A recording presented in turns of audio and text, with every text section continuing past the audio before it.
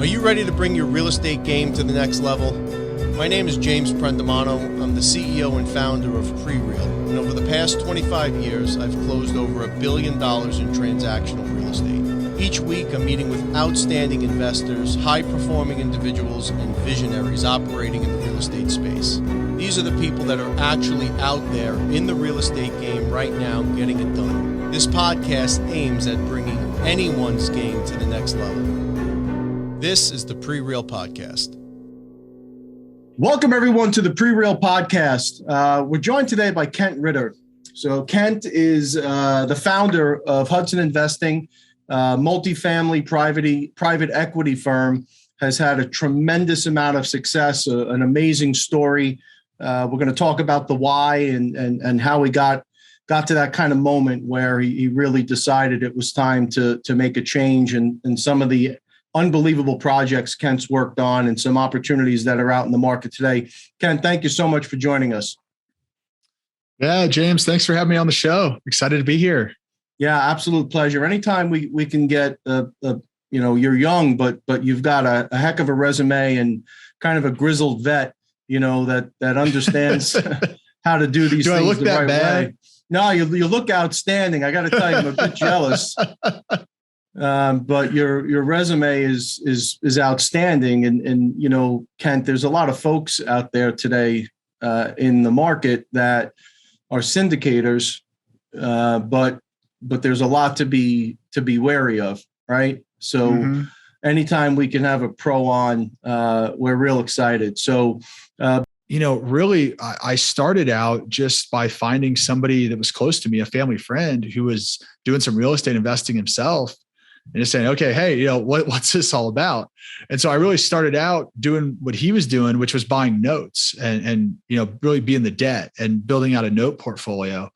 And that was cool. I did like 4 or 5 of those before one of those. About a year later, a house got paid off, and you're on the statement, the closing statement, because you're getting your loan paid back. And I'm like, wow, this guy just doubled his money. This house doubled in value in 1 year. And it's cool. I'm getting my money paid back. That's all well and good. But like, this guy doubled his money. I was like, I need to start buying assets instead of holding the debt. And so that really turned me on to, starting to do some fix and flips, starting to do some single family rentals, build out a single family duplex portfolio with a couple of buddies from college. We ended up with about 11 units. We're doing 3 or 4 flips a year. And that was fine too, but like, that's hard work. I don't know if you guys have, flipping is a full-time job.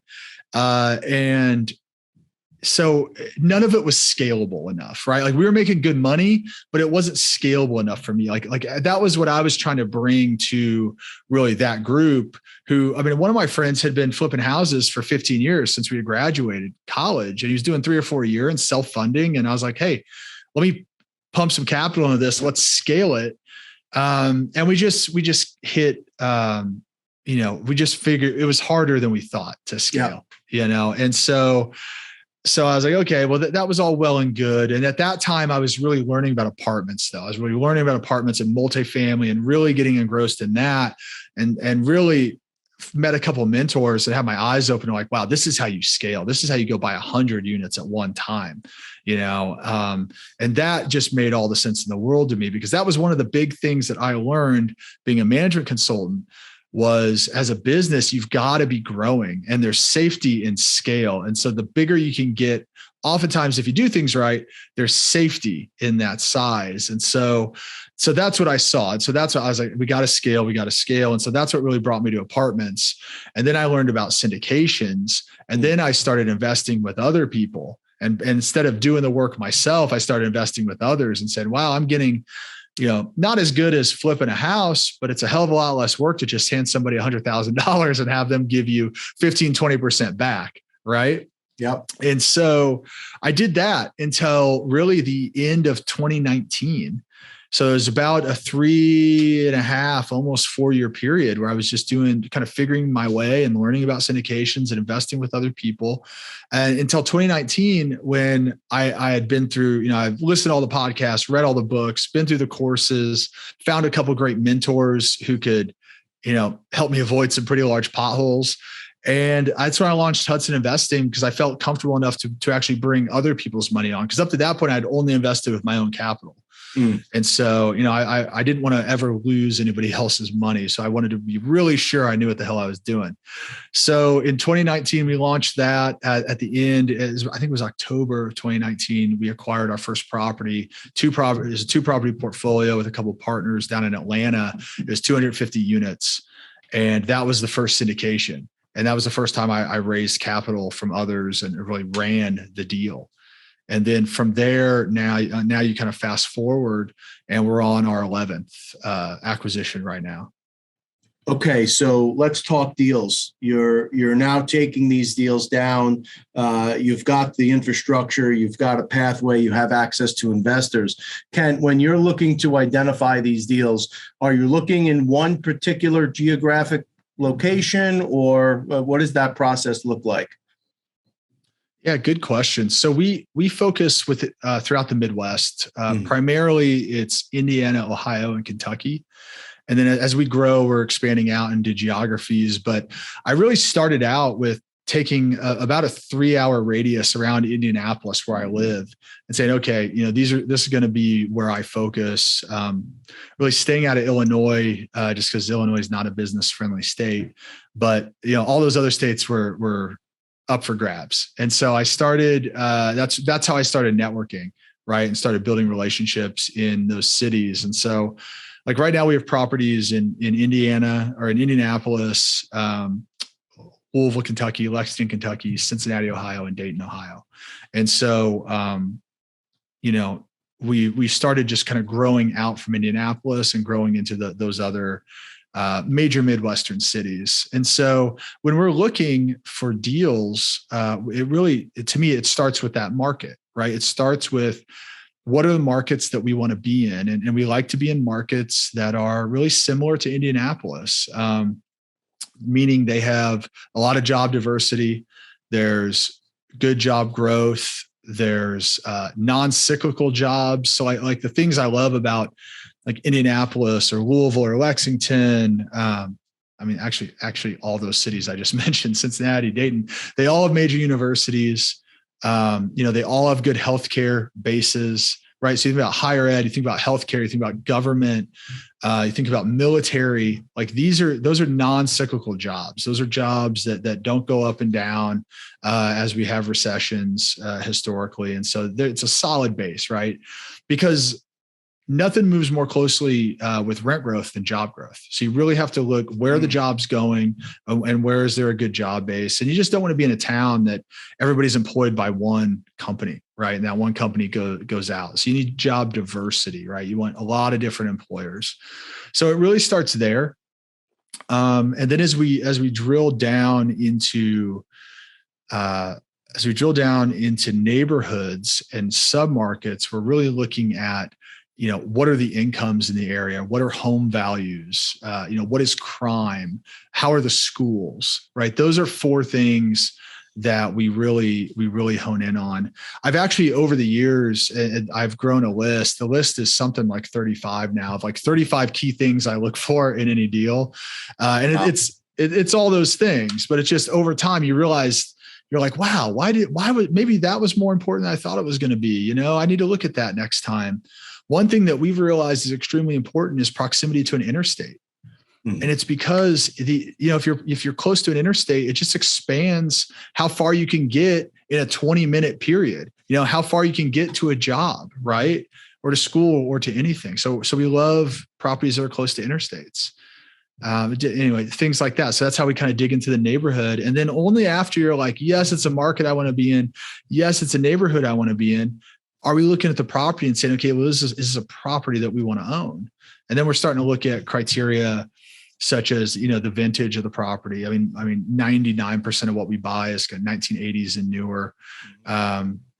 Looking at the construction, looking at the roofs, looking at, and kind of digging in and then looking especially at one thing I neglected to mention, hugely important, the comps in the area, right? Because if you're going to go in and you're going to add value, you're going to improve the property. Well, what's the point in doing it if you can't increase the income on the property, right? If you can't raise the rents. I mean, that's kind of why we're in this and why our investors are in this is for a return. And if you're already top of the market and rents aren't growing, then there's really no reason to dig any further. So you got to look, when you're looking at the sub-market, you got to look at the rent comps and say, where do you sit?